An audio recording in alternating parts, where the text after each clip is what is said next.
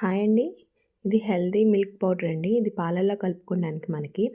పిల్లలకి గానీ, పెద్దోళ్ళకి గానీ ఈ రోజుల్లో ఏమైందంటే బయట కొనే ప్రొడక్ట్స్ మంచివా, చెడ్డవా, ఎలా ఉంటాయి, వాటిలో ఏ ప్రొడక్ట్స్ యూజ్ చేస్తున్నారు, ఏ ఇంగ్రీడియెంట్స్ యూజ్ చేస్తున్నారు, దానిలో షుగర్ లెవెల్ అని, అవని, ఇవని చాలా డౌట్స్ ఉన్నాయండి. ఈ అన్నిటి బదులు మనం ఇంట్లో చేసుకోవడం బెస్ట్ అండి.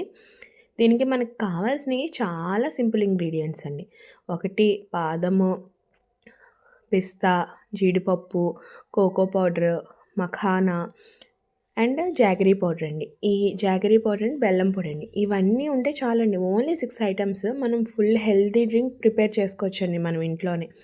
అది ఎలాగంటే ముందు మనము పెనం తీసుకొని దాన్ని సిమ్‌లో పెట్టుకొని హీట్ చేసుకొని దానిలో బాదం పప్పు కొంచెం టైం పట్టుద్దండి బాదం పప్పుకి ఫ్రై అవ్వడానికి. సో, ఫస్ట్ బాదం పప్పు వేసుకొని ఆ తర్వాత జీడిపప్పు వేసుకోవాలండి.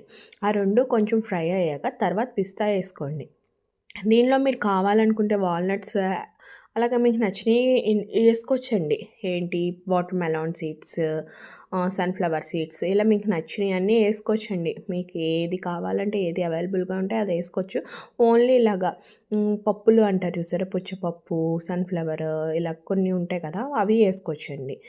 మఖానా కూడా హీట్ చేసుకోవాలండి. ఇప్పుడు మఖానా ఎలా హీట్ అవ్వాలంటే, మనం దాన్ని 2 ఫింగర్స్‌తో ప్రెస్ చేస్తే పౌడర్ కింద అవ్వాలనమాట. అలా హీట్ చేసుకోవాలి మనం.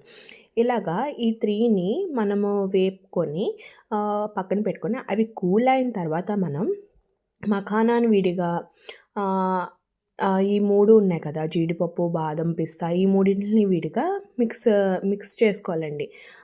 మిక్సర్‌లో మిక్స్ చేసుకున్న తర్వాత దాన్ని మనం ఫస్ట్ మఖానాని తీసుకొని పౌడర్ చేయాలండి. ఎందుకంటే జీడిపప్పు, బాదం, పిస్తా చేసినప్పుడు బాదంలోంచి ఆయిల్ వచ్చే ఛాన్స్ ఉంటదండి. సో, అది మనము మిక్స్ చేసినప్పుడు చాలా జాగ్రత్తగా మిక్స్ చేసుకోవాలండి.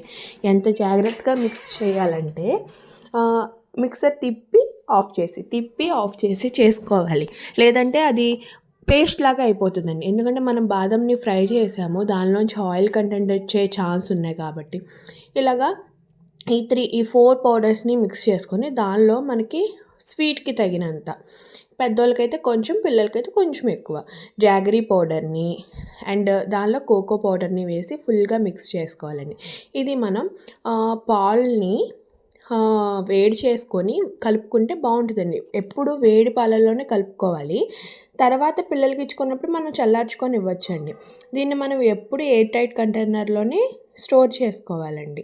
వీడియో నచ్చితే లైక్ చేయండి.